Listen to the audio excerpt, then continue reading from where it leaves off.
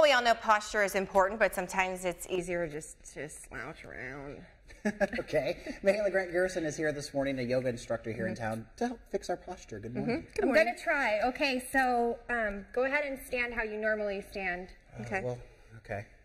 Maybe not on TV, because TV might be different. Yeah, usually when the camera's on, you're a little bit more. Okay. So what we want to do is we want to stand with our feet hip width apart. Okay. So hip width, a lot of people when I say hip width apart, they'll be like out here. I'm like, your hips are not that wide. Bring them in. So right under your hip joints. So literally right under your hip joints there. Okay. And you're going to spread your toes wide and just feel Not your fingers. You're grounding. Yeah.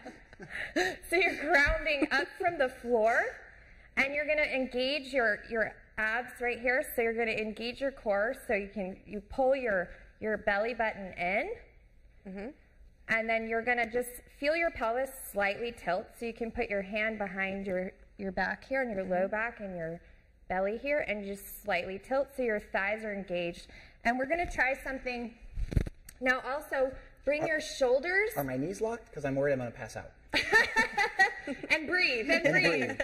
So try to bring your shoulders up, back, and around and down. So you want your shoulder blades back and down your back. Now place the block right in between your legs.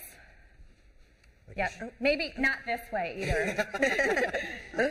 So that's engaging. Do you feel the difference how you're like squeezing on the block, your thighs are engaged? Oh, okay, yeah. Yeah, so that's where we want to be, and your arms can just be down towards the floor, so you like have weights on your arms.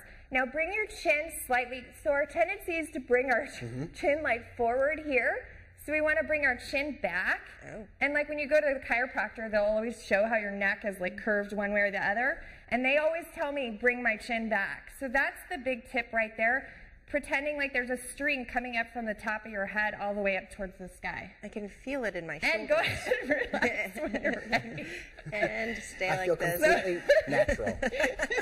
So this is a pose that you could do this for 10, 20 seconds, 30 seconds, Yes, a minute, this every is- day, and This is mountain pose. It's also called Tadasana. Okay. So we want to practice on that posture right there. Just practicing that during the day. I mean, how often during the day do we stand like that? never. Probably never, right? So that's what we want to work on during the day. So. Okay. Great. That's Yeah. a great tip. We're going to have more from you. Yeah. You want that? We're going to have more from you coming up later on in the show. Now let's turn things over to Tegan, who's got a check of our forecast. We are talking about your posture this morning and ways that you can improve it. Mahala Grant-Grierson is joining us, and she has some great yoga poses. We talked about mountain pose, but you have 2 more poses for us this morning. Yes. We're going to try a seated pose. Okay. So go ahead and come down. You might want to take your shoes off if it's uncomfortable. I might just skip this one, to be honest with you. Okay. It's easy. It's easy? Okay. Yes, Well, then this is I'm it. all in. This is All it? you do is this. Yep, you're just going to sit on your heels, so your spine is tall, crown of the head going up towards the sky. This is like a really easy pose to find your good posture in. I think it's hard to have bad posture here. You have to purposely slunch over. I can do it. There we go. So that's good. one pose you can try at home. It's easy. Now, if How you long have should you knee do a problems, you pose? want to be careful with this one. Hold this for 30 seconds, a minute? I mean, you could stay here as long as you feel comfortable, really. 45 minutes. Yogis probably stay here all day, meditate, but my legs would fall asleep. And you have one more pose for us. Yes, so you don't have to do this one if you don't want, but this is cobra. So we start off hands on the mat. So we're starting out in Sphinx pose first. So we're bringing our arms, our hands are right out at our shoulders, and the fingertips are wide, so spread your fingertips wide. Okay. There you go. Now, if you want to come up further, you can.